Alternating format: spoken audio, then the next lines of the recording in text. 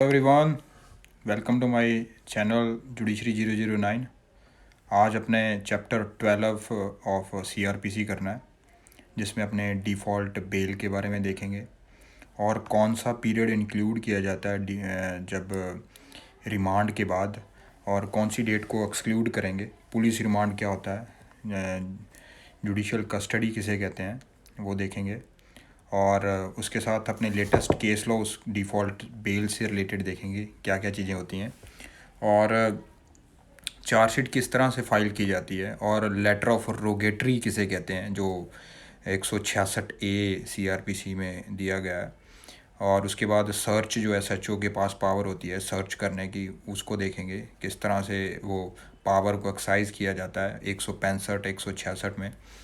और उसके बाद रिलीज़ ऑफ अक्यूज़ड को किस तरह से किया जाता है, और चार्जशीट में जब कॉलम नंबर 12 होता है जिसमें अक्यूज़ड को रख दिया जाता है तो उसका क्या मतलब होता है, और कॉलम नंबर 11 का क्या मतलब होता है चार्जशीट में जो दिए गए होते हैं। और अपने देखेंगे जो इन्वेस्टिगेशन के ऑर्डर हैं क्या वो मैंडेटरी होते हैं। जब कोई इन्वेस्टिगेट कॉग्निएबल ऑफेंस पुलिस ऑफिसर नहीं कर रहा तो मैजिस्ट्रेट क्या बाउंड है उसको करने के लिए, ऑर्डर इन्वेस्टिगेट का करने के लिए। तो ये सारी चीज़ें आज देखेंगे। तो चैप्टर 12 डील करता है कि पुलिस ऑफिसर्स की power to investigate the offences. जैसे 154 अगर देखोगे तो वहाँ पे एफआईआर की कंसेप्ट है कि कोई रिटर्न इन्फॉर्मेशन, कोई भी इन्फॉर्मेशन है, अगर आप थाने में लेके जाना चाहते हो with regard to cognizable offence, अगर लेके जाते हो तो वो इन्फॉर्मेशन है रिड्यूस की जाएगी राइटिंग में एसएचओ के द्वारा, या वो किसी अदर ऑफिसर को डिप्यूट करेगा कि उसको रिटर्न में लिखे। अब देखिए, क्या एफआईआर होने से पहले कोई ऐसी चीज़ आती है जैसे कोई कंप्लेंट या डीडी एंट्री जिसके लिए एफआईआर होगी। इसके लिए जो प्रैक्टिकल एस्पेक्ट है वो आपको समझना पड़ेगा। अगर आप थाने या वहाँ पे अगर आप इन्वेस्टिगेशन होती हुई देखी है तो मैं आपको थोड़ा उसके बारे में बताऊँगा।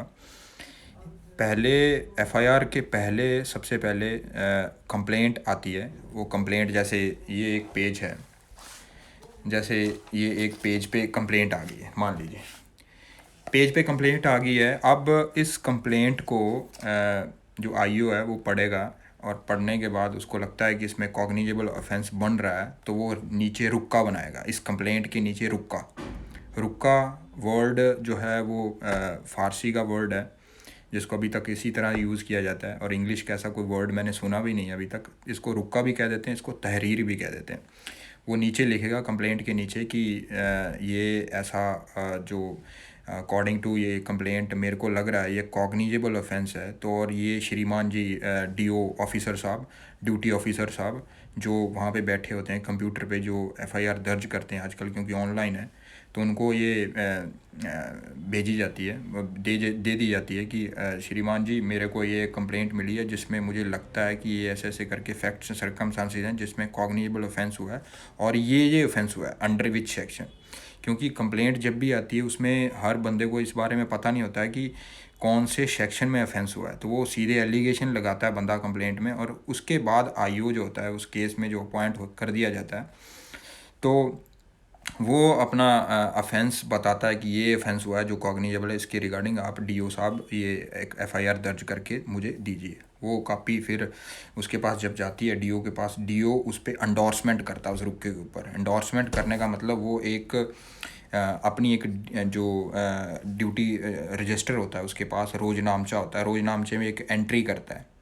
एंट्री करने के बाद ये लिखता है कि ऐसे ऐसे करके ये एक कंप्लेंट आई है और उसके ऊपर मैं आज इतने बजे एफआईआर दर्ज कर रहा हूँ। उसके ऊपर एंडोर्समेंट लग जाती है और एफआईआर दर्ज कर दी जाती है। एफआईआर दर्ज करने के बाद उसका 65B का सर्टिफिकेट जो है वो कंसर्न्ड आईओ जो है वो दे देता है अपनी तरफ से साइन करके। और वो जब वो आपके पास एफआईआर हो जाती है, आप कॉपी आ जाती है, अब आप इन्वेस्टिगेशन करने के लिए तैयार हो गए हो।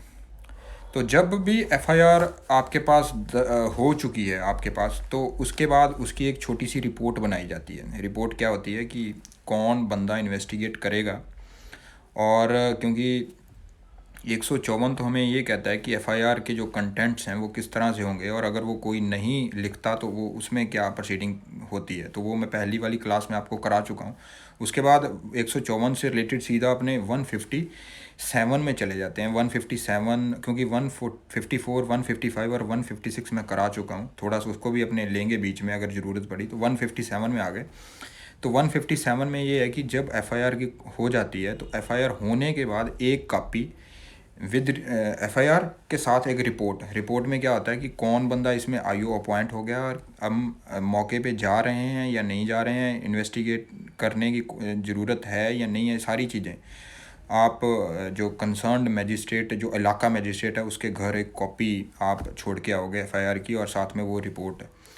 और उसके बाद अगर 157 आ गया और 159 अगर देखोगे तो 159 में भी जो मजिस्ट्रेट है वो इंक्वायरी कर सकता है, लेकिन वो डिपेंडेंट होती है 157 की रिपोर्ट के ऊपर। उसमें भी वो इन्वेस्टिगेट के ऑर्डर कर सकता है, खुद भी इंक्वायरी कर सकता है 159 में, क्योंकि 157 में जब आईओ लिख के भेज दे कि ये एफआईआर हो चुकी है, और एफआईआर होने के बाद हमें लगता नहीं है कि इस पर इन्वेस्टिगेट करने की ज़रूरत है, क्योंकि उसमें बाय नेम एफआईआर है और ऐसा कोई सीरियस एलिगेशन नहीं है, जहाँ ऐसा लगता है कि ये जो एफआईआर है, एफआईआर का कंटेंट इस तरह का कि मौके पे खुद जाने की ज़रूरत नहीं है, किसी जो छोटा ऑफिसर है वो भी जाके जो वहाँ पे इन्वेस्टिगेट कर सकता है मैटर। तो उस सारी की रिपोर्ट जब आप इलाका मजिस्ट्रेट के पास भेजते हो तो इलाका मजिस्ट्रेट देख के ये देखता है कि ये इसमें बाई इन्वेस्टिगेट होने की ज़रूरत थी, लेकिन ये कर नहीं रहा, तो वो उस रिपोर्ट के ऊपर डिपेंडेंट जो ऑर्डर होता है वो 150, जो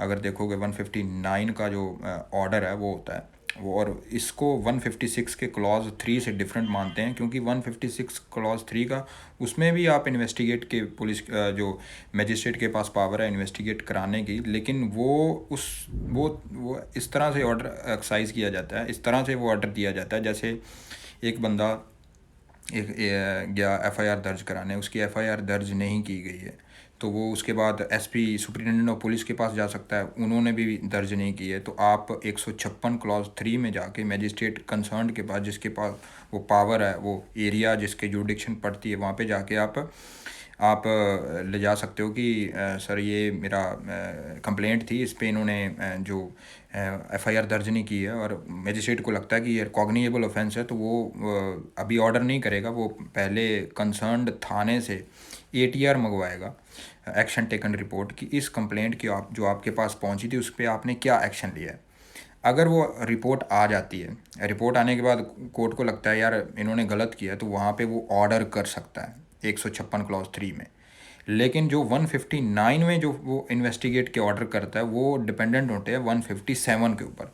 157 में वो इन्वेस्टिगेट, जब वो उस इलाका मजिस्ट्रेट के पास आप एफआईआर की कॉपी दे के आए हो, उसके साथ जो आप रिपोर्ट लगाए हो कि सर इसमें इन्वेस्टिगेट करने की ज़रूरत नहीं है, लेकिन इसमें वो कंप्लेनेंट खुद आ रहा है 156(3) में, लेकिन वहाँ पे जो आईओ है या एसएचओ है वो खुद रिपोर्ट लेके आपके पास गया है, जो जो रिपोर्ट्स को देखते हुए आपको लगता है कि इसमें इन्वेस्टिगेशन होनी चाहिए या इंक्वायरी होनी चाहिए, वहाँ पे आप इंक्वायरी भी कर सकते हो, खुद भी कर सकते हो, और किसी अदर जो नीचे वाले ऑफिसर हैं उनको भी डिपोर्ट कर सकते हो इंक्वायरी के लिए। तो ये दोनों में थोड़ा सा फ़र्क है, ये आपको समझना है। और 156 क्लॉज 3 में उसके बाद फर्दर इन्वेस्टिगेशन की जो है till the time of filing जो है चार्जशीट, मतलब इंक्वायरी से पहले तक का जो है आप फर्दर इन्वेस्टिगेशन के ऑर्डर कर सकते हो। लेकिन ये जो 159 में जो इन्वेस्टिगेशन है ये बड़ी सी लिमिटेड स्कोप है इसका, तो ये डिपेंडेंट होता है 157 के ऊपर, ये थोड़ा सा इनमें फ़र्क है। उसके बाद अपने 155 156 मैंने करवा दिया था, 157 जो है वो भी अब आपका हो चुका है। अब इसके बाद 158 देखते हैं। तो 158 बड़ा सिंपल सा सेक्शन है, वो ये कहता है कि आपने रिपोर्ट किस तरह से सबमिट करानी है। तो 158 को अपने अकेले नहीं देख सकते, इसको अपने 168 के साथ देखना होगा। अब देखिए, अगर तो आपने चार्जशीट फाइल करनी है तो 173 में चार्जशीट फाइल करोगे, लेकिन वो उससे पहले का प्रोसेस क्या रहेगा, आपने चार्जशीट बना ली है तो चार्जशीट बनाने के बाद आपको 168 का जो प्रोसेस है वो कंप्लाई करना पड़ेगा। वो ये कहता है कि जो आपने इन्वेस्टिगेट करी है वो आप चार्जशीट वो कंसर्न्ड एसएचओ के पास लेके जाओगे। वो एसएचओ उसको देखने के बाद फिर आप 173 में फ़ाइल करोगे। तो ये एक एडमिनिस्ट्रेटिव सा थोड़ा सा कंसेप्ट है कि कंसर्न्ड जो एसएचओ है थाने का उसको पता रहे कि ये आप इस ऑफेंस की चार्जशीट बन चुकी है और चार्जशीट फाइल होने वाली है, तो पहले चार्जशीट उसके पास जाएगी, वो साइन करता है। तो एसीपी भी एक साइन करता है। आप चार्जशीट का अगर फॉर्मेट देखा होगा तो उसमें आईओ, एसएचओ और एसीपी ये तीनों मेट्रोपॉलिटन एरिया में इस तरह से, दिल्ली में इस तरह से मैंने देखा है, वो साइन करते हैं और फिर वो आगे 173 में फ़ाइल की जाती है। तो 158 है जो वो 157 की रिपोर्ट से रिलेटेड है कि आपने जो एफआईआर हो चुकी है, तुरंत जो आप जो एफआईआर और उसके साथ जो रिपोर्ट लगाओगे कौन आईओ इसमें अपॉइंट हुआ है और क्या इन्वेस्टिगेट करने की ज़रूरत है और क्या क्या चीज़ें होने वाली है, तो वो सारी रिपोर्ट किस तरह से फाइल होगी वो 158 से डील करता है। वो ये कहता है कि स्टेट गवर्नमेंट के जो इसके रिगार्डिंग रूल बने हुए हैं उसके अकॉर्डिंग आप देख सकते हो। तो ये सिंपल सा सेक्शन है, ये आप देख सकते हो। और 159 मैंने करा दिया और 160 पे आप आ जाइए। अब देखिए 160 सेक्शन ये है कि अब एफआईआर हो चुकी है। अब एफआईआर मैंने बताया कि कंप्लेंट पे भी हो जाती है। जैसे कंप्लेंट आई है, कंप्लेंट के बाद रुक्का तैयार किया, रुक्का करने के बाद रुक्का तैयार किया आईओ ने और वो डीओ को दे दिया और डीओ ने एंडोर्समेंट करके उसका एफआईआर काट के आपको दे दी है आईओ साहब को। लेकिन अगर आप देखोगे तो कई बार ऐसा होता है कोई कंप्लेंट होता ही नहीं है। तो उस जैसे आपने किसी ने, कोई ऐसा बंदा था जिसने पीसीआर कॉल कर दी है, पीसीआर कॉल थाने में रिसीव हो गई है। जब भी वो पीसीआर कॉल आएगी वो थाने में उसकी एंट्री होगी। एंट्री होने के बाद उसकी डीडी एंट्री बनेगी। डीडी एंट्री मतलब रोजनामचा में एंट्री होगी। वो डीडी एंट्री के तहत वो कंसर्न्ड जो बंदे को इन्वेस्टिगेशन दी जाती है कि ये आईओ इसमें अपॉइंट कर दिया गया है। तो वो जो डीडी एंट्री होती है, कई बार कंप्लेनेंट नहीं होता है मौके पे या वो नहीं कॉलर नहीं मिलता जिसने इन्फॉर्म किया है कॉग्निजेबल ऑफेंस के बारे में, तो उस डीडी एंट्री जो बना दी गई है वो डीडी एंट्री एक पेज के ऊपर लिखी जाती है। लिखने के बाद वो उसके नीचे रुक्का तैयार कर दिया जाता है आईओ साहब के द्वारा कि ये एक डीडी एंट्री मिली थी, एक कॉलर था जिसको हम और उसमें रिगार्डिंग ये इन्फॉर्मेशन दी थी। और उसके बाद नीचे जो है आईओ साहब वो जो रुक्का तैयार करेंगे कि ये इस इन्फॉर्मेशन के तहत हम वहाँ पे गए, मौके पे कोई बंदा नहीं मिला और हमें जो इन्फॉर्मेशन के तहत हमें लगता है कि ये ऑफेंस हुआ है जो कॉग्निजेबल है, आप डीओ साहब को वो देंगे और डीओ साहब उसके ऊपर जो है एफआईआर दर्ज करके आपको वापस कर देंगे और साथ में 65B का सर्टिफिकेट दे देंगे। अब आप इन्वेस्टिगेट कर सकते हो। तो एफआईआर के बिना इन्वेस्टिगेट करना इट्स क्वाइट इम्पॉसिबल टास्क, क्योंकि एफआईआर आपको पावर देता है इन्वेस्टिगेट करने की। तो preliminary investigate without lodging FIR ऐसी कोई चीज़ नहीं होती है। लेकिन अगर Lalita Kumari versus state of UP case देखोगे तो वहाँ पे आपके पास टाइम पीरियड है कि एलिगेशन जो आपके पास आए हैं कि ये कुछ 4-5 चीज़ों के ऊपर, जैसे करप्शन केसेस पे, वहाँ पे आपको प्रिलिमिनरी आप इन्वेस्टिगेट कर सकते हो कि क्या कॉग्निजेबल ऑफेंस बन रहा है या नहीं बन रहा। वो प्रिलिमिनरी इन्वेस्टिगेट कर सकते हो फाइंड आउट करने के लिए कि क्या कॉग्निजेबल ऑफेंस बन रहा है या नहीं बन रहा है। लेकिन प्रिलिमिनरी इन्वेस्टिगेशन की कंसेप्ट कुछ नहीं है वो। तो उसके बाद फिर जब वो ललिता कुमारी में 4-5 केसों के बारे में बताया था, करप्शन केस में, मेडिकल नेग्लिजेंस में, काफ़ी तुरंत एफआईआर नहीं करनी है, आपको प्रिलिमिनरी इन्वेस्टिगेट करना है केस को, क्योंकि उसमें 7 या 10 दिन का टाइम दिया गया था कि इस केसों में प्रिलिमिनरी आप एलिगेशन देख सकते हो तो उसके बाद एफआईआर दर्ज करें। और लेकिन अदरवाइज़ जो ऑफेंसेस हैं उसमें आपने हमेशा एफआईआर दर्ज करनी है। कॉग्निजेबल केसेस में आपको ये नहीं देखना कि ये झूठे एलिगेशन हैं या सच्चे हैं, आपने सिर्फ वर्ड शेल 154 में लिखा हुआ है तो वो आपने एफआईआर दर्ज करनी है कॉग्निजेबल ऑफेंस अगर है तो। अब आ जो एफआईआर हो चुकी है, अब आपके पास इन्वेस्टिगेशन की पावर आ चुकी है। अब ड्यूरिंग इन्वेस्टिगेशन 160 में किसी भी पर्सन को आईओ साहब कॉल कर सकते हैं। तो वो चाहे तो अक्यूज्ड हो, चाहे वो विटनेस हो, चाहे वो विक्टिम हो, कोई भी हो, चाहे वो कंप्लेनेंट हो। तो 160 में जब आप बंदे को बुलाते हो तो अगर वो क्योंकि इसका स्कोप थोड़ा सा लिमिटेड है, इसमें जो आईओ जैसे ये एक थाना है, मान लीजिए एक मॉरिस नगर थाना है, मॉरिस नगर थाने के चारों साइड, मैं दिल्ली की बात कर रहा हूँ, यहाँ पे मॉरिस नगर थाना है जैसे मान लीजिए, तो इसके चारों साइड कौन कौन से थाने लगते हैं? एक साइड मॉडल टाउन है, एक साइड तिमारपुर है, एक साइड मान लो मुखर्जी नगर है, एक साइड बड़ा हिंदू राव है।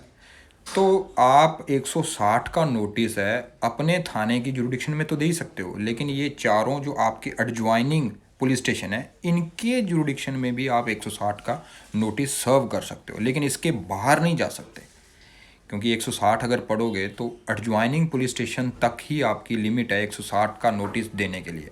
तो 160 का नोटिस किस लिए दिया जाता है? For the purpose of examining that person, कि हमें लगता है कि आपसे कुछ हमें इन्वेस्टिगेशन से रिलेटेड कुछ चीज़ें हेल्प मिल सकती है, कुछ प्रूफ मिल सकते हैं, तो वो आप उससे इन्वेस्टिगेट कर सकते हो। कॉलिंग पावर है 160 में, और एग्जामिनिंग पावर 161 में है। आप क्योंकि वहाँ पे वर्ड लिखा हुआ है इन द कोर्स ऑफ एग्जामिनेशन, अगर 161 अगर पढ़ोगे तो। लेकिन अब देखिए 160 में आपने नोटिस दिया बंदे को, लेकिन बंदा नहीं आया, अब क्या होगा? अब उसने 174 आईपीसी का ऑफेंस कर दिया जो नहीं आया आईओ साहब के कहने पे, तो उसकी प्रोसीडिंग कैसे चलेगी? उसके लिए आईओ साहब जो होगा वो कंप्लेंट लिख के देगा कंसर्न्ड मैजिस्ट्रेट के पास, सर मैंने इनको बुलाया था लेकिन ये नहीं आ रहे, तो क्योंकि वो नॉन कॉग्निजेबल ऑफेंस है। अब जब वो उसके पास पहुंचेगा तो वो उसको ट्रीट किया जा सकता है 195 के क्लॉज 2 सीआरपीसी के साथ, उसको वो वाली कंप्लेंट मान सकते हैं। मानने के बाद उसको फिर 345 की प्रोसीडिंग शुरू की जा सकती है सीआरपीसी की। तो आपको किस तरह से देखना है, 174 का ऑफेंस हो गया, आपने कॉल किया था बंदे को 160 में लेकिन वो नहीं आया, आईओ साहब ने कॉल किया था नहीं आया, 174 का ऑफेंस हो गया, लेकिन इस पर एफआईआर नहीं होगी 174 ऑफेंस की क्योंकि ये नॉन कॉग्निएबल है। तो आपने कंसर्न्ड मैजिस्ट्रेट के पास कंप्लेंट देनी है कि सर मैंने इसको बुलाया था, मेरे को इन्वेस्टिगेशन के लिए इसकी ज़रूरत थी, और ये एलिगेशन मेरे को लग रहा, इन्फॉर्मेशन मिली थी कि ये बंदा सही इन्फॉर्मेशन विद रिगार्ड टू इस पार्टिकुलर केस से रिलेटेड दे सकता था, लेकिन ये नहीं आया। आप सीधा नहीं उसको अरेस्ट कर सकते क्योंकि वो विटनेस भी हो सकता है, क्योंकि आपके पास अक्यूज्ड को अरेस्ट करने की अदरवाइज पावर है, क्योंकि कॉग्निजेबल ऑफेंस है। वो 7 साल वो सारी कंसेप्ट लगेगी, इसके लिए आप मेरी प्रीवियस क्लास देख सकते हो। लेकिन विटनेस और विक्टिम अगर नहीं आ रहा है तो उस केस में भी ये हो सकता है। आप कंसर्न मैजिस्ट्रेट के पास कंप्लेंट दोगे 195 के क्लॉज 2 सीआरपीसी में, 174 आईपीसी का ऑफेंस हुआ है, कंप्लेंट आप 195 के क्लॉज 2 में दोगे सीआरपीसी के, उसके बाद 345 सीआरपीसी की प्रोसीडिंग चलेंगी उसके अगेंस्ट, उसके बंदे के अगेंस्ट, तो वो कोड देखेगा, वो आप एक बार सेक्शन इनको देख लीजिए।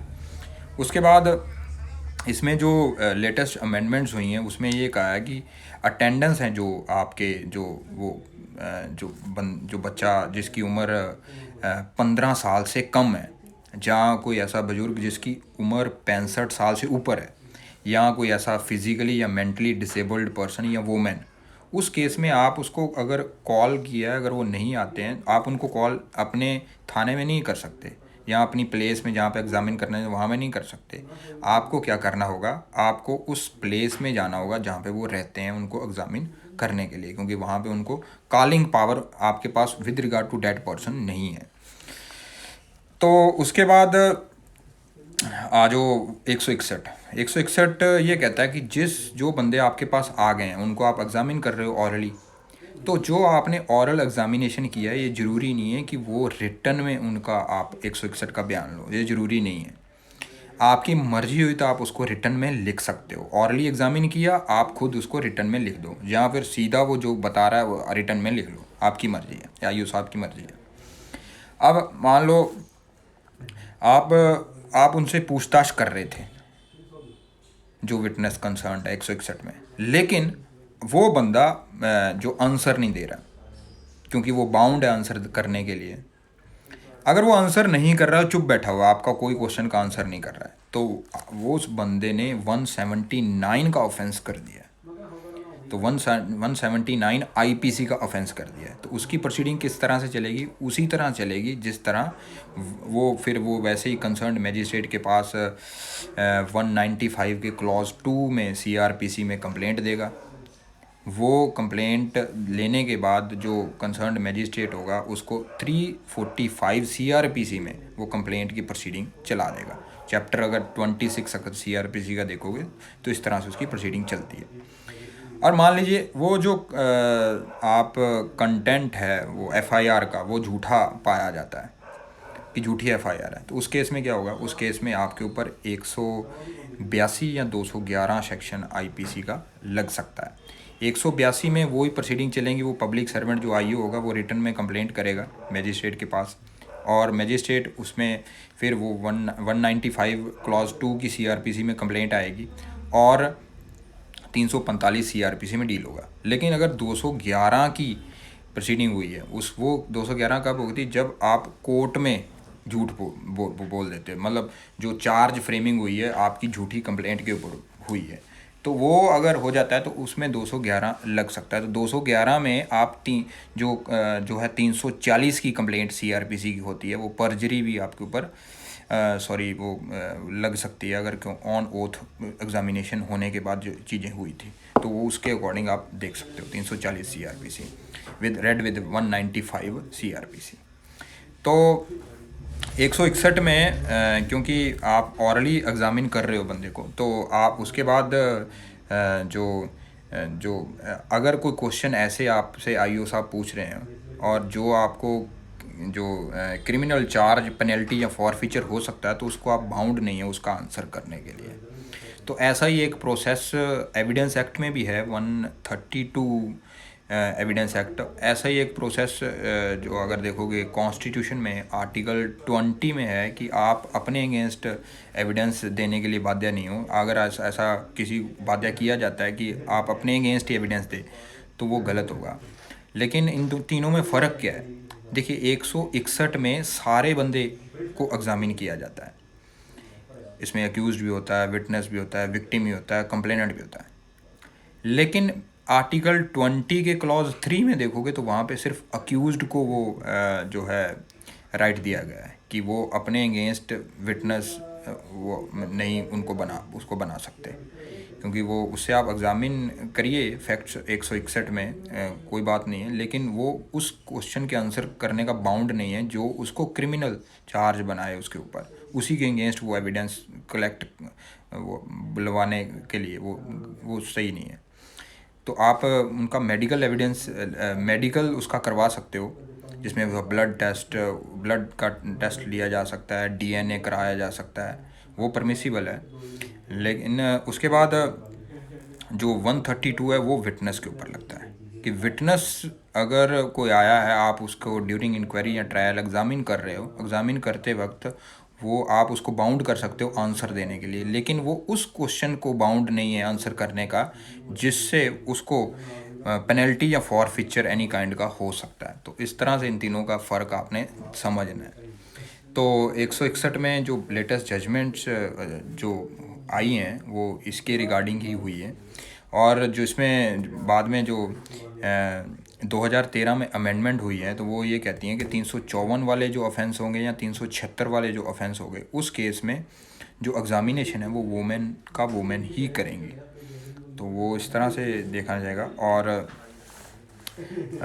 उसके बाद आता है 162। देखिए 162 ये कहता है कि अगर कोई ऐसी स्टेटमेंट जो रिटन फॉर्म में आईओ साहब ने ले ली थी 161 में, 161 के बयान, उसको अब किसी भी पर्पज़ के लिए यूज़ नहीं किया जा सकता। अगर 162 देखोगे तो वो वर्ड वहाँ पे लिखा हुआ है इन द कोर्स ऑफ इन्वेस्टिगेशन, लेकिन अगर 161 देखोगे तो वहाँ पे लिखा हुआ है इन द कोर्स ऑफ एग्जामिनेशन।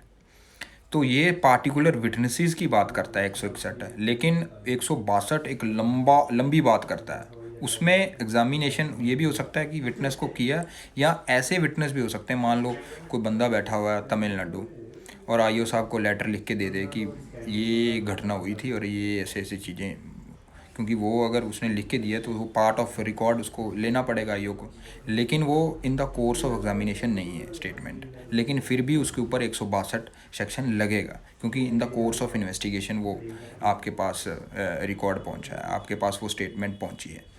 तो इसमें जो 162 जो सेक्शन है ये सारी स्टेटमेंट्स के ऊपर लगता है। ये स्टेटमेंट जो आपके रिकॉर्ड कर ली उसके ऊपर भी लगेगा, जो रिकॉर्ड नहीं की, जो ऑरल विटनेसेस थे, जो ऑरल जिसमें 161 का आपने बयान नहीं लिखा था, उन स्टेटमेंट वो जो अगर ऑरली टेस्टिमनी या कोर्ट में आता है तो उनके ऊपर भी लगता है।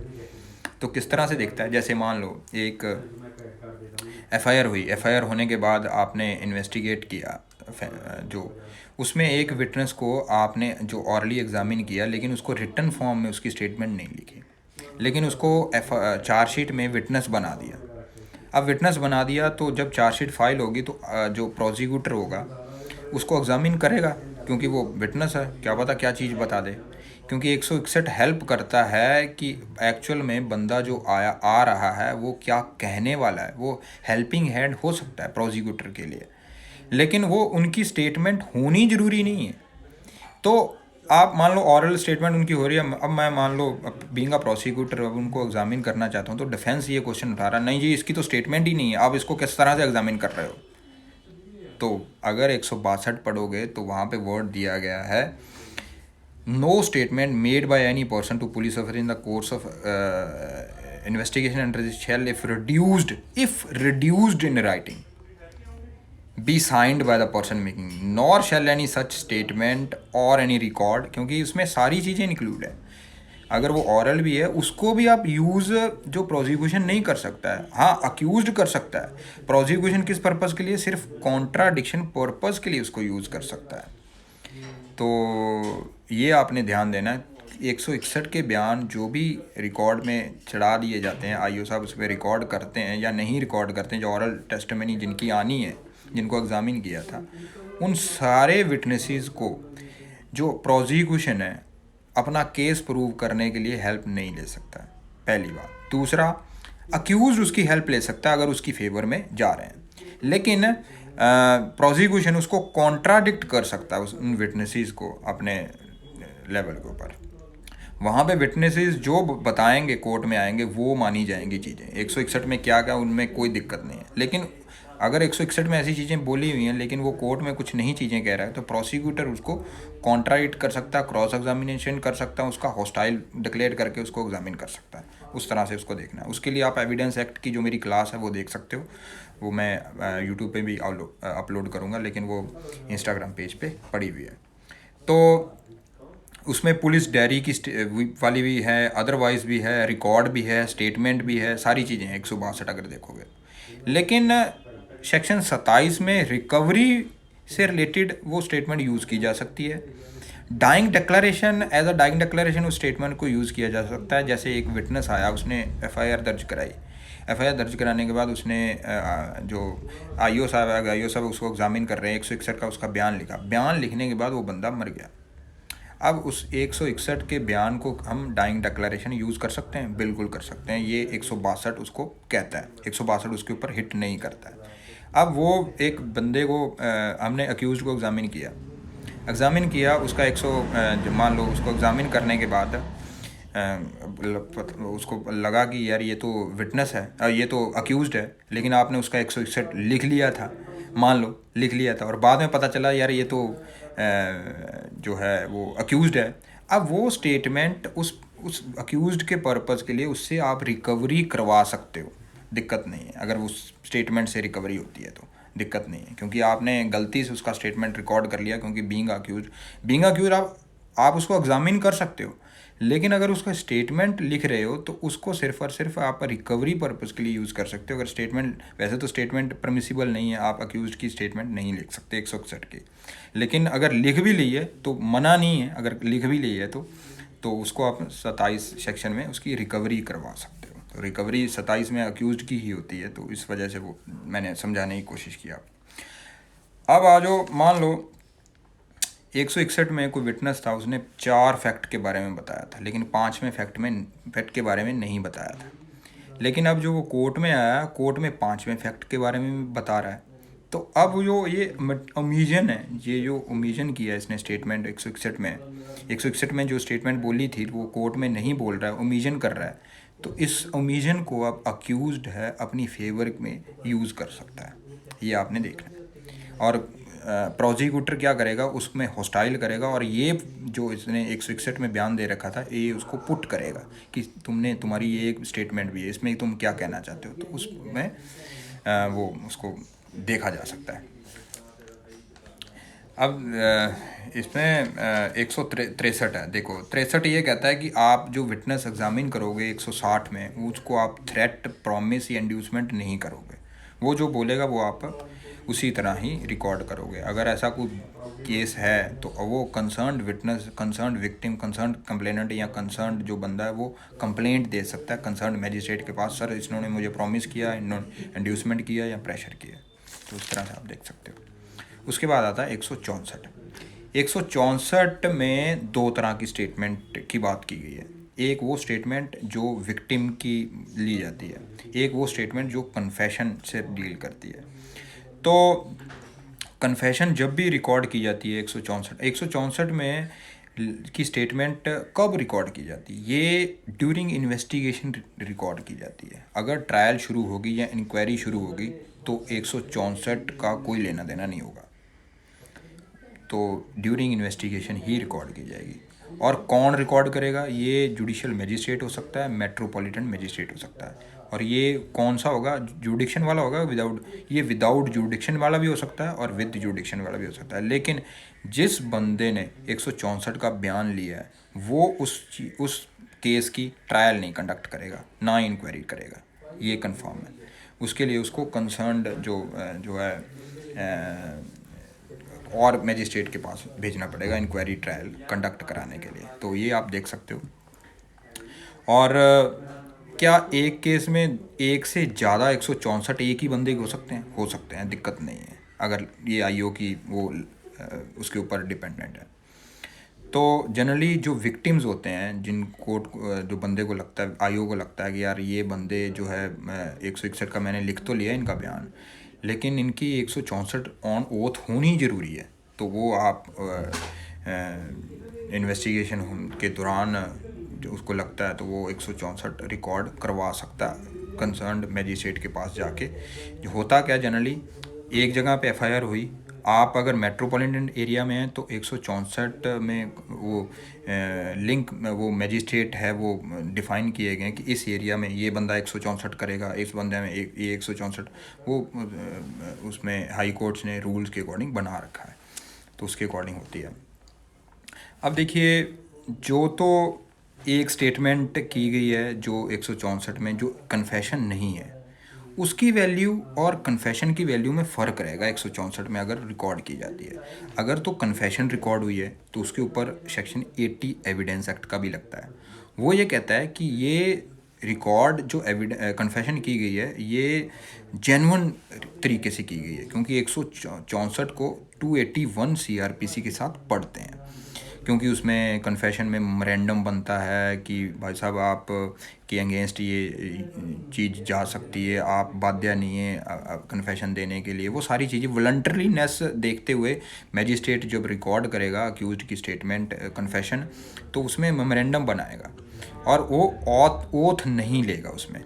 तो वो जो सारी स्टेटमेंट ले ली है वो सब्सटेंटिव पीस ऑफ एविडेंस उसको मान सकते हैं। लेकिन अदरवाइज जो स्टेटमेंट्स होती हैं जो कन्फेशन नहीं है, इवन दो कि वो ऑन ओथ ले ली गई है, फिर भी उनको आप कॉन्ट्राडिक्शन और कॉर्पोरेशन पर्पस के लिए यूज़ कर सकते हो, लेकिन वो सब्सटेंटिव पीस ऑफ एविडेंस नहीं मानेंगे उसको।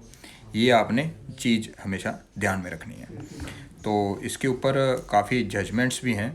और क्या कन्फेशन ड्यूरिंग इन्वेस्टिगेशन जो रिकॉर्ड की वो तो 164 में है, क्या ड्यूरिंग इंक्वायरी और ट्रायल भी आप कन्फेशन रिकॉर्ड कर सकते हो? बिल्कुल कर सकते हो, दिक्कत नहीं है। उस पर एक केस लॉ भी है, वो ये कहता है, लेकिन वो 164 सेक्शन उसके ऊपर नहीं लगेगा, क्योंकि ये इन्वेस्टिगेशन के दौरान जो कन्फेशंस रिकॉर्ड की गई हैं उन्हीं के ऊपर लगता है, या स्टेटमेंट ऐसी जो ड्यूरिंग इन्वेस्टिगेशन रिकॉर्ड की गई हैं जो विक्टिम की हो सकती हैं, कंप्लेनेंट की हो सकती हैं, तो वो उनके ऊपर ही लगता है। तो जो कन्फेशन रिकॉर्ड की जाती हैं ड्यूरिंग इंक्वायरी या ट्रायल हो सकती हैं, उसके लिए एक जजमेंट है Hemraj Devilal versus state of Ajmer 1954 का सुप्रीम कोर्ट का केस, और इसको आप देख सकते हो। तो ये जब भी आप कन्फेशन मैजिस्ट्रेट रिकॉर्ड करेगा, ये आपको ज़रूरी है कि कंसर्न्ड अक्यूज़ को ये बताना कि ये उसके कॉन्स्टिट्यूशनल राइट्स के बारे में कौन कौन से, कि आप अपने जो एडवोकेट है वो उसको कंसल्ट कर सकते हो कन्फेशन रिकॉर्ड करने से पहले, जो आर्टिकल 22 का क्लॉज 1 ये कहता है। उसके साथ सेक्शन 303 का CRPC वो देखा जा सकता है। अगर ये ऐसी बातें आपने बीइंग अ मैजिस्ट्रेट अक्यूज को नहीं बताई कि उसके राइट्स के बारे में, अक्यूज के राइट्स के बारे में due before recording of his confession, तो वो हिट कर जाएगी आर्टिकल 21 के अगेंस्ट। तो इस पे एक सुप्रीम कोर्ट की जजमेंट है, उसको आप देख सकते हो, state of Assam versus Rabindranath Guha 1982 supreme court. तो ये इस तरह से ऑन ओथ एग्जामिनेशन नहीं होगी अक्यूज़ड की जब आप उसकी कन्फेशन रिकॉर्ड करोगे। तो इसके ऊपर अगर आप ओथ ले लेते हो तो उसकी एविडेंशरी वैल्यू ख़राब हो जाती है। उसके ऊपर एक जजमेंट है, उसका नाम लिख सकते हो आप, Phillips versus state of Karnataka 1980 supreme court. तो इस तरह से आपने देखिए कन्फेशन रिकॉर्ड करने का और अदर स्टेटमेंट जो 164 में रिकॉर्ड की जाती हैं, इनका मोड जो रिकॉर्ड करने का डिफरेंट होता है। क्योंकि इसमें जो कन्फेशन रिकॉर्ड करनी है, इसमें आपने उनको सारी मेमोरेंडम बनाना है, आप ये स्टेटमेंट देने के लिए बाध्य नहीं हो, या आपके अगेंस्ट पढ़ी जाएगी, वॉलंटरीनेस चेक करनी है, उसके राइट्स के बारे में, अक्यूज के राइट्स के बारे में बताना है, आर्टिकल 22 क्लॉज 1 और 303 CRPC के बारे में मजिस्ट्रेट के उसको बताना है। लेकिन जब आप विक्टिम, कंप्लेनेंट या अदर विटनेस के आप 164 रिकॉर्ड कर रहे हो, तो उस केस में आप मोड वो जो बता रहा है उसके अकॉर्डिंग आप बस वॉलंटरीनेस चेक करनी है, उसके बाद आप उसको देख सकते हो। तो बच्चों की भी रिकॉर्ड होती है तो दिक्कत नहीं है, तो इसको आप 281 CRPC के साथ पढ़ सकते हो। उसके बाद 164A पढ़ते हैं अपने।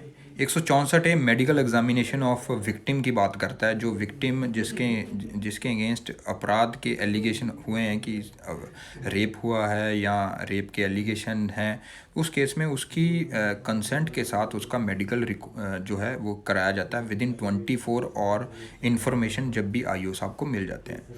तो ऐसे ही अगर आप देखोगे, जब मैं जुवेनाइल जस्टिस बोर्ड में अपॉइंटेड था तो उसके वहाँ पे मैंने देखता था कि जैसे कुछ बच्चे थे छोटे छोटे, जो जैसे 16-15 साल की जो बच्चियाँ होती थी, उनके साथ ऐसा कोई गलत काम हो जाता था।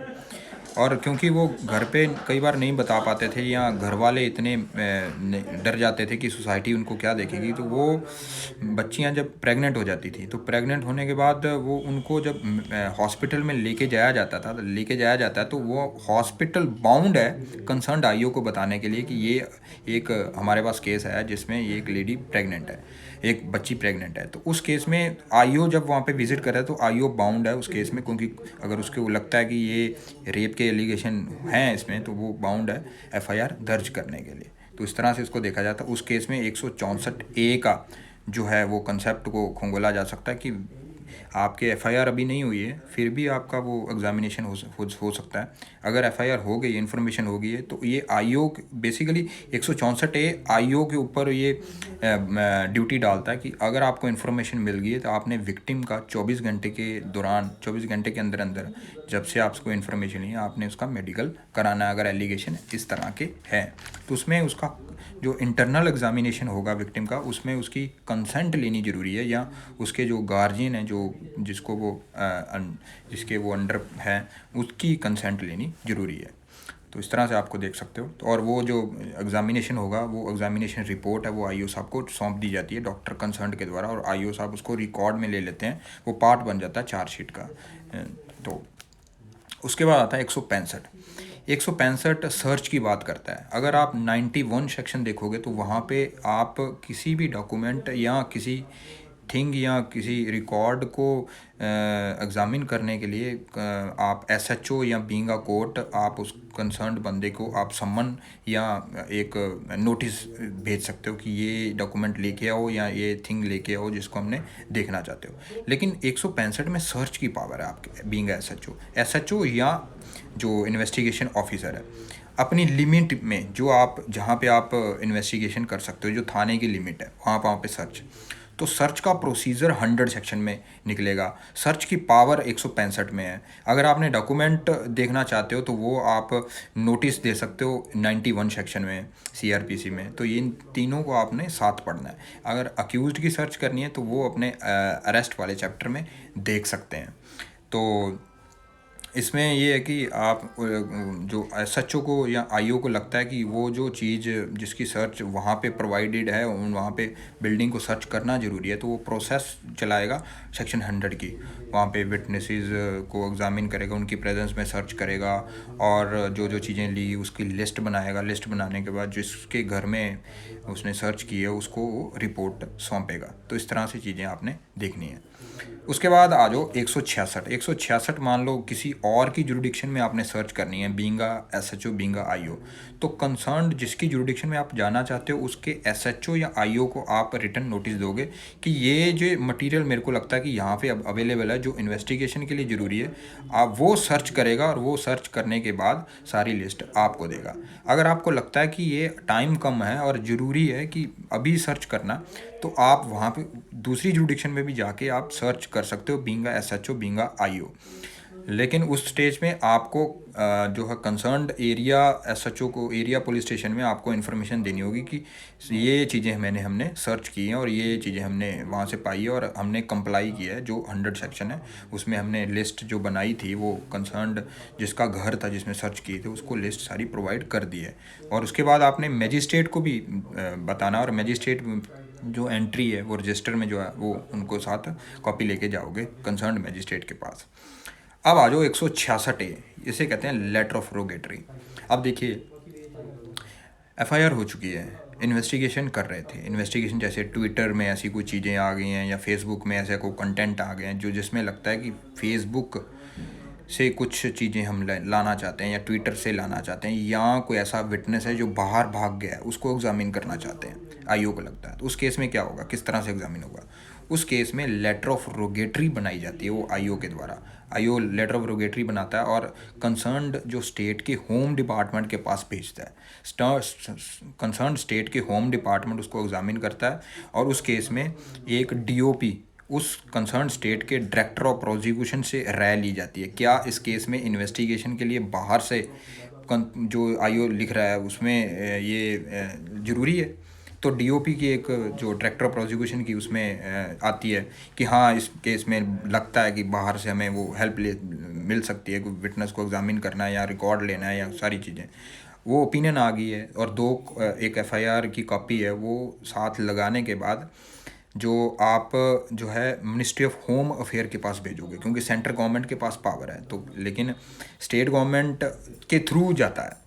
तो स्टेट जब ministry of home affair central government के पास भेजते हैं तो वो सारा बना के कि हाँ इस तरह से वो बाहर आपको भेजना है, वो बनाने के बाद IO को वापस करते हैं। IO CMM या कंसर्न्ड मजिस्ट्रेट के पास पेश करते हैं और कंसर्न्ड मजिस्ट्रेट के पास वो पलंदा वो कंसर्न्ड स्टेट के वो कंसर्न्ड कंट्री के पास जाता है। तो इस तरह से चीज़ें देखी जाती हैं। ऐसे ही 166B सेक्शन है। बाहर वाली स्टेट को हमें हमारे यहाँ पे एक विटनेस एग्जामिन करना है, जहाँ किसी बाहर वाली अथॉरिटी को हमारे यहाँ पे विटनेस एग्जामिन करना है, तो वो लिखेंगे सेंट्रल गवर्नमेंट को। तो सेंट्रल गवर्नमेंट CMM या CJM या कोई ऐसा MM या GM जिनको स्पेशली ऑथराइज़ किया गया उनके पास भेजेंगे। और भेजने के बाद वो या तो खुद जाके किसी बंदे को डिप्यूट कर देंगे एग्जामिनेशन के लिए, या वो इन्वेस्टिगेशन के लिए किसी IO को दे देंगे कि आप एग्जामिन करो कंसर्न बने। और जब वो रिपोर्ट आ जाएगी, रिपोर्ट जब आ जाएगी तो वो सेंट्रल गवर्नमेंट को भेज दी जाएगी और सेंट्रल गवर्नमेंट आगे फिर कंसर्न्ड जो कंट्री के पास भेज दिया जाएगा। तो जनरली ये लेटर ऑफ रेगुलेटरी इस तरह से यूज़ की जाती है कि अगर आपकी म्यूचुअल जो है ट्रीटी है अगर म्यूचुअल ट्रीटी ऐसी नहीं बनी हुई है तो उस केस में आप जो है इसकी ये एक्साइज इस तरह के सेक्शन एक्साइज नहीं कर सकते। तो इस तरह से आपने देखना। और उसके बाद आता है 167। देखिए 167 बड़ा इंपॉर्टेंट सेक्शन है। इसमें बड़ी लीडिंग केस लॉ आपको पढ़ने हैं, जैसे Rakesh Kumar Paul versus state of Assam आप देख सकते हो, Bikramjit Singh versus state of Punjab देख सकते हो। अभी एक लेटेस्ट केस लॉ अभी आया है, मैं वो आपके साथ शेयर करूँगा। तो 167 में होता क्या है कि आपने अक्यूज़ को पकड़ लिया, पकड़ने के बाद क्योंकि एफआईआर सारी हो चुकी थी, इन्वेस्टिगेशन चल रही थी, आपने अक्यूज़ को पकड़ा, पकड़ने के बाद 24 और के दौरान आपने कंसर्न्ड मजिस्ट्रेट के पास पेश करना उसको। तो ये मजिस्ट्रेट कौन होगा? ये मजिस्ट्रेट कोई भी हो सकता है। 57 सेक्शन ये कहता है कि आपको 24 और या उससे पहले आपको मजिस्ट्रेट के सामने अक्यूज्ड को पेश करना है।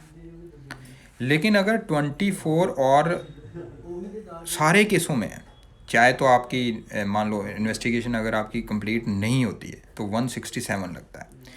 लेकिन अगर आपकी इन्वेस्टिगेशन कंप्लीट हो गई है, कंप्लीट होने के बाद आप फिर भी आपको पेश करना है, लेकिन वो 167 में नहीं, वो 170 सेक्शन में आप पेश कर सकते हो। अगर आप 24 घंटे में इन्वेस्टिगेशन कंप्लीट कर दी है और अब आप आईओ को जो अक्यूज्ड को पेश करना चाहते हो तो 170 में पेश करोगे। लेकिन अगर आपने जो इन्वेस्टिगेशन कंप्लीट नहीं की है 24 आवर्स में, तो इन्वेस्टिगेशन अभी पेंडिंग है, तो वो आपने 167 सेक्शन में जो मजिस्ट्रेट है, वो चाहे कोई भी मजिस्ट्रेट हो सकता है, चाहे वो एरिया मजिस्ट्रेट हो, चाहे वो जिसकी जुरिडिक्शन कमिटी या ट्राई करने की हो या नहीं हो, इससे कोई फ़र्क नहीं है। मान लीजिए ऑफेंस दिल्ली में हुआ है, बंदा भाग के अंडमान निकोबार चला गया, आप उसके पीछे भागे क्योंकि कॉग्निजेबल ऑफेंस है, आप without warrant without order of magistrate section 41 में उसको अरेस्ट कर सकते हो। आप वहाँ गए, वहाँ जाने के बाद आपने अरेस्ट डाल दी, अब उसको 24 घंटे के अंदर अंदर अपने जो मजिस्ट्रेट के पास पेश करना है। लेकिन मजिस्ट्रेट दिल्ली में बैठ रहा है, एरिया मजिस्ट्रेट, लेकिन वहाँ पे जो कंसर्न मजिस्ट्रेट उसके पास आप पेश कर सकते हो अगर 24 घंटे से समय ज़्यादा लग रहा है। अगर आप 24 घंटे के अंदर अंदर यहाँ पे दिल्ली में ला सकते हो तो आप ले सकते हो, दिक्कत नहीं है, यहाँ पे भी आप शामिल कर सकते हो, आप पेश कर सकते हो। लेकिन अगर 24 घंटे के ऊपर टाइम लग रहा है और आपकी इन्वेस्टिगेशन अभी चलनी है तो आपको वहीं पे उसको पेश करना पड़ेगा और वहाँ से ट्रांजिट रिमांड लेना पड़ेगा, जो ट्रांजिट रिमांड कुछ दिन के लिए दिया जाएगा, रीज़नेबल टाइम के लिए, कि कितने दिनों में आप बंदे को यहाँ पे पेश कर सकते हो। तो मान लो यहाँ पे पेश करना था, यहाँ पे वो मजिस्ट्रेट बैठा नहीं हुआ है, अब क्या करेंगे? अब एग्जीक्यूटिव मजिस्ट्रेट के पास भी ऐसी पावर अगर दे रखी है, मेट्रोपॉलिटन मजिस्ट्रेट की उसके पास पावर है, जहाँ जुडिशल मजिस्ट्रेट की पावर उसको दे रखी है, तो उसके पास आप पेश कर सकते हो। अब जब आपने पेश कर दिया, उसके जो पहले 15 दिन होता है, 15 दिन के अंदर अंदर या तो आप पुलिस रिमांड ले सकते हो, वो ये पहले 15 दिन होते हैं जहाँ पे आप पुलिस रिमांड ले सकते हो, उसके बाद आप पुलिस रिमांड नहीं ले सकते। तो इसके लिए CBI versus Anupam J Kulkarni वाला केस है 1992 का, सुप्रीम कोर्ट में उसने कहा था कि मान लीजिए एक ऑफेंस हुआ है जिसमें 4 अक्यूज हैं, मान लीजिए 2 को आपने अरेस्ट कर लिया है, अरेस्ट करने के बाद उनको पेश किया था, उनको आपने रिमांड ले लिया था, अब इन्वेस्टिगेशन चालू हो गई थी और 1 महीना हो गया, इन द मीन टाइम एक तीसरा अक्यूज पर्सन अरेस्ट हो गया। अब विद रिगार्ड टू जो उसके हैं जो 15 दिन, क्या वो, क्योंकि इन्वेस्टिगेशन 15 दिन 1 महीना हो गया शुरू हुए, लेकिन विद रिगार्ड टू क्योंकि वो अभी अरेस्ट हुआ है, तो विद रिगार्ड टू डैट आपके जो 15 दिन है उसकी अरेस्ट से शुरू हो जाएंगे। वो जो 15 दिन है इस पर काफ़ी जजमेंट्स हैं, कॉन्ट्राडिक्टरी जजमेंट्स हैं, कुछ ये कहती हैं कि वो जो 90 दिन का टाइम है और वो 60 दिन का टाइम है वो किस दिन से काउंट किया जाएगा। कुछ जजमेंट्स ये कहती हैं जो आपने रिमांड दिया है, जैसे अरेस्ट आज किया, अरेस्ट करने के बाद आपने पेश कर दिया मजिस्ट्रेट के पास, तो वहाँ से आप या तो वो जुडिशल कस्टडी में भेजा जाएगा या फिर पुलिस कस्टडी आपको दी जाएगी। तो वो जो रिमांड होगा वो रिमांड वाला दिन इंक्लूड किया जाएगा, वो 90 डेज़ के लिए, 15 दिन के लिए या 60 डेज़ के लिए, या एक्सक्लूड किया जाएगा। कुछ जजमेंट्स इंक्लूड कर रही है, कुछ एक्सक्लूड कर रही है। लेकिन अभी लेटेस्ट एक ट्रेंड अभी सुप्रीम कोर्ट के सामने पहुंचा है, जिसमें बॉम्बे हाई कोर्ट ने एक जजमेंट दी है, जिसमें Dheeraj Wadhawan versus state of CBI 2020 Bombay high court ने एक जजमेंट दी है कि वो पहला दिन इंक्लूड किया जाएगा। लेकिन सुप्रीम कोर्ट इससे पहले कुछ जजमेंट्स थी वो ये कहते थे कि एक्सक्लूड किया जाएगा। जैसे अगर देखोगे CBI versus Anupam J Kulkarni, उसमें भी इंक्लूड कहा गया था, लेकिन उसके बाद Ravindran versus the intelligence officer directorate of revenue intelligence, उस केस में 2020 के सुप्रीम कोर्ट की जजमेंट में ये बोल दिया गया था कि वो एक्सक्लूड किया जाएगा। इसीलिए अब ये बॉम्बे हाई कोर्ट की जजमेंट को चैलेंज किया गया सुप्रीम कोर्ट में, तो सुप्रीम कोर्ट ने इसको लार्जर बैंक के पास भेज दिया है कि ये पीरियड है, जो पहला दिन जब अक्यूज पेश किया गया था, रिमांड उसको देना था जुडिशल कस्टडी या जो पुलिस रिमांड, वो दिन इंक्लूड किया जाएगा या एक्सक्लूड किया जाएगा। वो 90 दिन की काउंटिंग के लिए या 60 दिन की काउंटिंग के लिए ये लार्जर बैंक के पास अभी भेज दिया गया, तो वो पेंडिंग है अभी फ़िलहाल। हम क्योंकि इसमें सुप्रीम कोर्ट की ऑलरेडी जजमेंट रविंद्रन वाली है, उसको ही मानेंगे, तो वो कहता है कि उस पीरियड को हम एक्सक्लूड मानते हैं। तो फिलहाल एक्सक्लूड वाला जो लेटेस्ट जो है वो हमें देखेंगे। बॉम्बे हाई कोर्ट को नहीं मानेंगे क्योंकि सुप्रीम कोर्ट की उसके ऊपर ऑलरेडी जजमेंट है। तो 167 में अब पहले 15 दिन ही आप रिमांड ले सकते हो, और वो काउंटिंग कहाँ से की जाएगी? जैसे आज अरेस्ट हुआ, अरेस्ट होने के बाद अगले दिन आपने पेश कर दिया, पेश होने के बाद वो जो डेट होगी, वो जिस दिन आपने रिमांड दिया वो एक्सक्लूड की जाएगी। उसके बाद जनरली मैजिस्ट्रेट मैंने देखे हैं वो 14 दिन का ही देते हैं। क्यों? क्योंकि डू नॉट एक्सीड 15 दिन लिखा हुआ है। तो इसीलिए चाहे वो जुडिशल कस्टडी है वो 14 दिन देंगे, या चाहे वो पुलिस कस्टडी है वो 14 दिन लेंगे। तो पुलिस कस्टडी में आपको हर 48 आवर्स के बाद उसका मेडिकल कराना होता है, जो आईओ कंसर्न्ड होता है, तो उसमें ग्राउंड बताने होते हैं आपको पुलिस कस्टडी क्यों चाहिए। अब एक केस में पहले 15 दिन अगर लैप्स हो गए हैं, अक्यूज को आपने अरेस्ट कर लिया, उसके बाद आपको पुलिस कस्टडी कभी नहीं मिलेगी। लेकिन पहले 15 दिन में आपका जुडिशल कस्टडी पुलिस कस्टडी में चेंज हो सकती है, पुलिस कस्टडी जुडिशल कस्टडी में चेंज की सकती है। तो उसमें एक जजमेंट है state Delhi administration versus Dharampal 1982, वो आप देख सकते हो। तो वो पहले 15 दिन में आप जो है, मान लो मैंने एक बंदे को अरेस्ट किया, अरेस्ट करने के बाद मैंने कोर्ट के सामने पेश कर दिया, पेश करने के बाद जो मजिस्ट्रेट था उसने जुडिशल कस्टडी दे दी है, मान लीजिए जुडिशल कस्टडी दे दी है 14 दिन की। अब जब 5 दिन लैप्स हुए तो आईओ साहब को लगा नहीं यार, इस पर तो पुलिस कस्टडी हमें लेनी है क्योंकि इससे रिकवरी करानी है या कुछ और फैक्टर वो लगाने हैं। तो उस केस में वो वहाँ पे पुलिस कस्टडी लगा सकता है कि सर मेरे को पुलिस कस्टडी दीजिए। तो उस केस में वो पुलिस कस्टडी दी जा सकती है क्योंकि पहले 15 दिन के अंदर अंदर की बात हो रही है। अब मान लो पुलिस कस्टडी दी थी, उसके बाद उसको जुडिशल कस्टडी में कन्वर्ट किया जा सकता है, वो दिक्कत नहीं है उसके अकॉर्डिंग में। अब देखो यहाँ पे जो 167 में ना ऑथोराइज्ड डिटेंशन की बात की गई है। तो इसका मतलब अरेस्ट आप करोगे भी, फिर भी 24 घंटे के अंदर अंदर आपको ऑथोराइज्ड डिटेंशन लेनी है अगर आपको अक्यूज्ड को जेल लॉकअप में रखना चाहते हो या उसके रिगार्डिंग आप कहीं पे ले जाके उससे रिकवरी कराना चाहते हो, या पुलिस रिमांड आपने लिया, वो ऑथोराइज्ड डिटेंशन वर्ड उसके लिए यूज़ किया गया है। तो उसके लिए कोर्ट के ऑर्डर की ज़रूरत है, चाहे वो पुलिस रिमांड हो चाहे वो जुडिशल कस्टडी हो, दोनों। तो पुलिस रिमांड इसको कहते हैं, जैसे आपने पुलिस को चाहिए वो बंदा पार्टिकुलर, वो उसको अपने साथ ले आना चाहते हैं इन्वेस्टिगेशन के लिए, और कुछ फैक्ट उसको पता है वो ही बताता है, तो उसी लिए उसको ज़रूरत है। और जुडिशल कस्टडी में उसको सीधा आप तिहाड़ जेल भेज दोगे, जहाँ वो कंसर्न जेल है वो उसके पास भेज दोगे, तो वहाँ पे फिर आप उससे एग्ज़ामिनेशन नहीं कर सकते। लेकिन उसका एग्ज़ामिनेशन करना है तो आपको जो है वो कंसर्न्ड मजिस्ट्रेट के पास ऑथराइजेशन लेनी पड़ेगी। तो ये अब देखो जो चार्जशीट है, अब देखिए यहाँ पे 10 दिन वाली जो कंसेप्ट है, 90 डेज़ कब लगेगी, 60 डेज़ कब लगेगी, तो इसके ऊपर काफ़ी जजमेंट्स है। Rakesh Kumar Paul versus state of Assam, उसको आप पढ़ सकते हो। तो ये जो डेज़ हैं 90 डेज़, तो ये कब से काउंट होंगे, तो वो मैंने बता दिया है आपको रविंद्रन वाली जजमेंट्स के अकॉर्डिंग। जो पहला रिमांड जिस दिन दिया था आपने, अरेस्ट करने के बाद आपने पेश किया, वो रिमांड दिया, रिमांड का दिन एक्सक्लूड किया जाएगा, उससे अगले दिन इंक्लूड करके जो लास्ट दिन आएगा वो इंक्लूड किया जाएगा। पहले दिन एक्सक्लूड किया जाएगा रिमांड वाला, उससे अगले दिन काउंटिंग शुरू होगी, और जो लास्ट दिन आपने जो डेज़ बनता है वो इंक्लूड किया जाएगा। तो इस तरह से आपने देखना है। तो और वो जो 90 डेज़ किन किन केसों में लगते हैं, जहाँ पे जो ऑफेंस है ओवर 10 ईयर है, यहाँ पे ऑफेंस की सज़ा ओवर 10 ईयर है। अगर अप टू 10 ईयर तक पनिशमेंट दी गई है, उससे ऊपर पनिशमेंट कुछ नहीं है, उस केस में 60 डेज़ की कंसेप्ट लगेगी। 60 डेज़ में आपने चार्जशीट फाइल करनी है।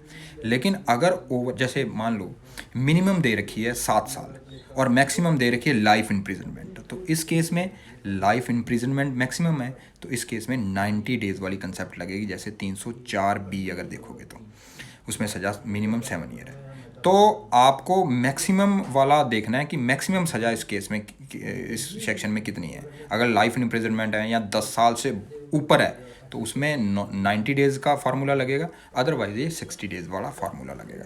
तो इसको इस तरह से देखना है। और डिफ़ॉल्ट अगर मान लो चार्जशीट कोई बंदा 90 डेज़ और 60 डेज़ में नहीं फाइल कर सकता, आईओ नहीं कर पाया, तो उस केस में जो अक्यूज़्ड के पास डिफ़ॉल्ट बेल या उसको आप कंपल्सिव बेल भी कहते हैं, उसका राइट चला जाता है। तो ये एक फंडामेंटल राइट है जिसमें अभी लेटेस्ट अभी सुप्रीम कोर्ट ने कह दिया इनडिफिजिबल राइट है, तो उसमें उनको डिफ़ॉल्ट बेल दी जाती है।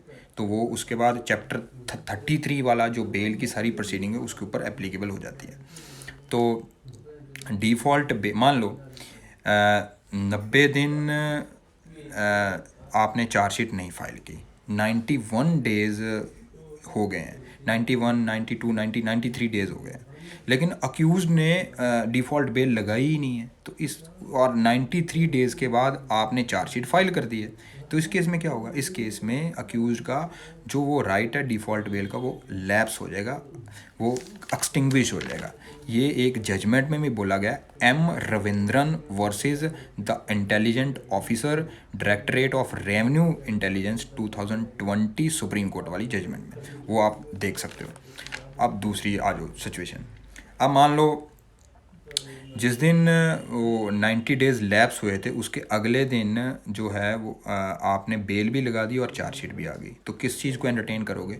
हमेशा डिफ़ॉल्ट बेल को एंटरटेन करोगे, चार्जशीट को आप एंटरटेन नहीं करोगे। अब मान लो कोई ऐसी इन्वेस्टिगेशन कंप्लीट नहीं हुई थी, आपने बड़ी वेग सी चार्जशीट फाइल कर दी है, तो कोर्ट को लगता है यार ये तो इसके डिफ़ॉल्ट बेल को जो है एक्साइज ना कर पाए, उसको ख़राब करने के लिए ये वेग सी चार्जशीट फाइल कर दी। उस केस में अक्यूज़ के पास राइट रहेगा, वो अपना डिफ़ॉल्ट बेल ले सकता है, क्योंकि हो सकता है उसमें ट्रायल कोर्ट उसको मना कर दे कि डिफ़ॉल्ट बेल नहीं मिलती, तो हाई कोर्ट या सुप्रीम कोर्ट में वो अक्यूज़ जा सकता अपील में। एक सिचुएशन ये।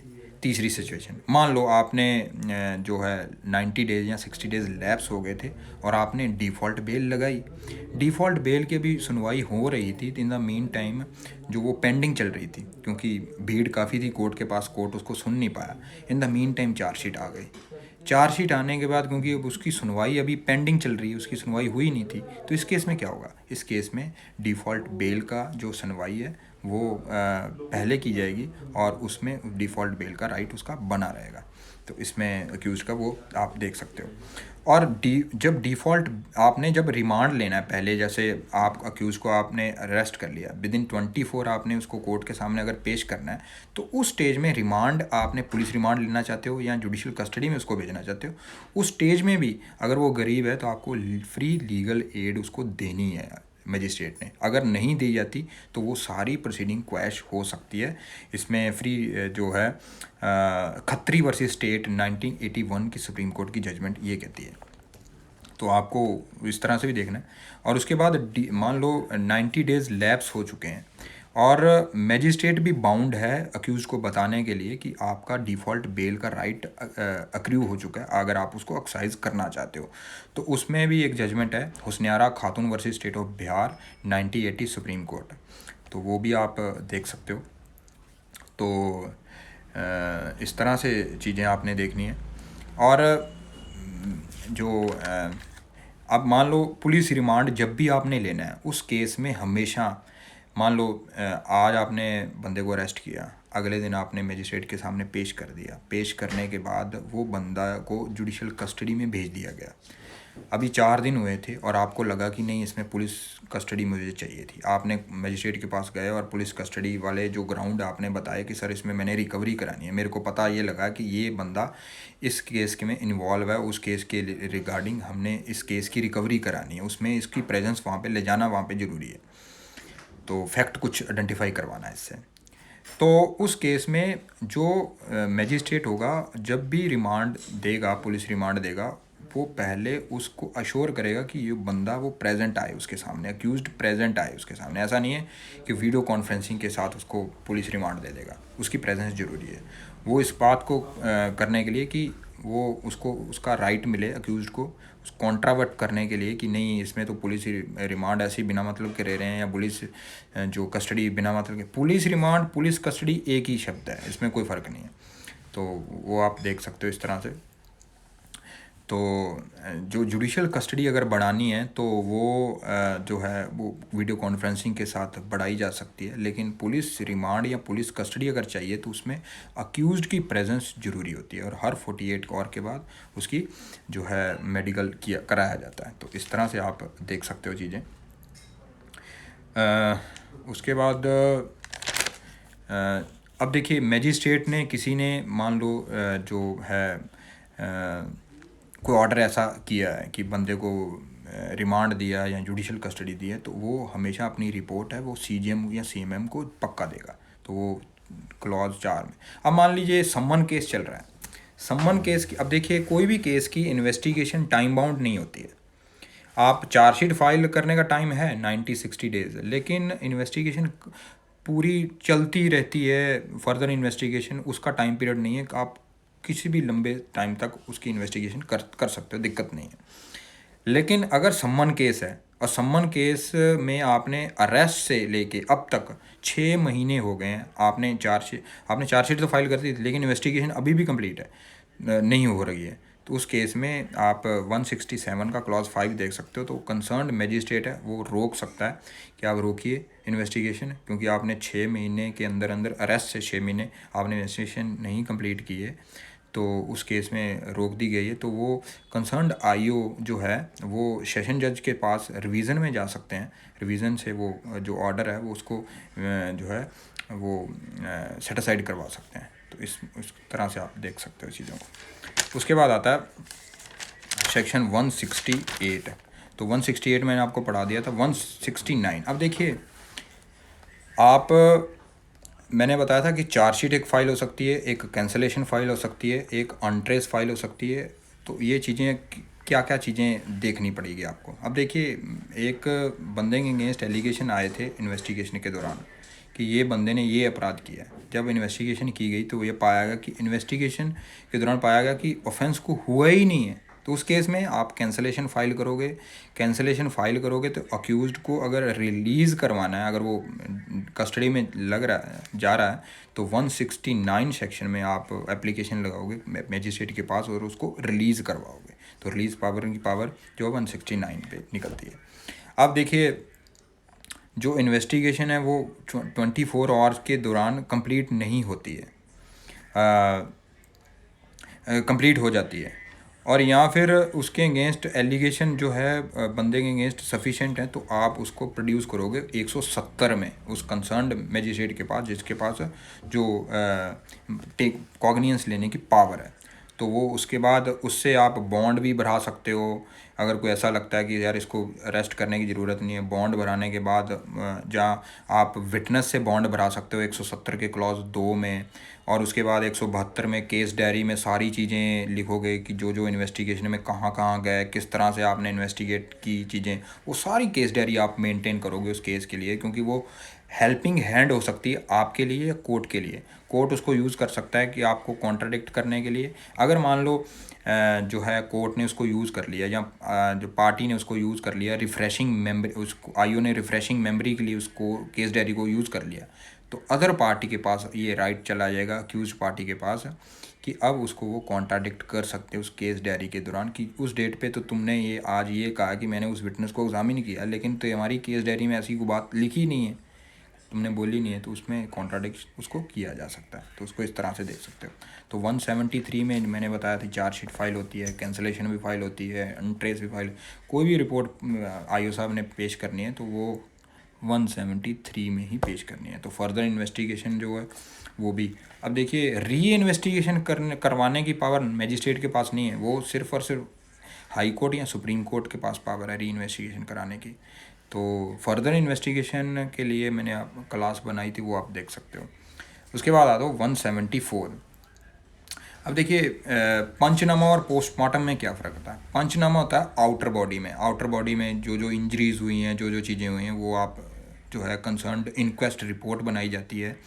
मान लीजिए कुछ सिचुएशन ऐसी हैं कि कहीं पे जो 174 की क्लॉज 3 में अगर देखोगे, या कोई सुसाइड वाला केस है, या कोई किसी आदमी को किसी एनिमल ने किल किया है, या मशीनरी के द्वारा किल किया गया है, या एक्सीडेंट हुआ है, उस केस में इंक्वेस्ट किया जाता है। इंक्वेस्ट करते हुए पंचनामा, मतलब उस एरिया को सील कर दिया जाता है एफएसएल के एविडेंस कलेक्ट करने के लिए, और वो जो इसका जो एसएचओ होगा या आईओ होगा इंटीमेट करेगा एग्जीक्यूटिव मजिस्ट्रेट को, जो वहाँ पे मौके पे आएगा और वो सारी रिपोर्ट तैयार करेगा कि प्राइमा फसाई इस ये लग रहा है कि इस बंदे को ऐसे चोट ये बॉडी पे हुई है। उसकी फ़ोटोग्राफ्स ली जाती हैं सारी, और अगर मान लीजिए वो सुसाइड किसी वुमेन ने की और 7 साल के अंदर की है उसकी मैरिज के, या उसका डेथ इस तरह से की गई है कि वो 7 साल के अंदर हुई है और कोई उसके इन लॉज के अगेंस्ट कोई एलिगेशन लगाए जा रहे हैं, उस केस में आप इंक्वेस्ट तो करोगे, कंसर्न्ड मजिस्ट्रेट है जो इंक्वायरी भी करेगा 176 में।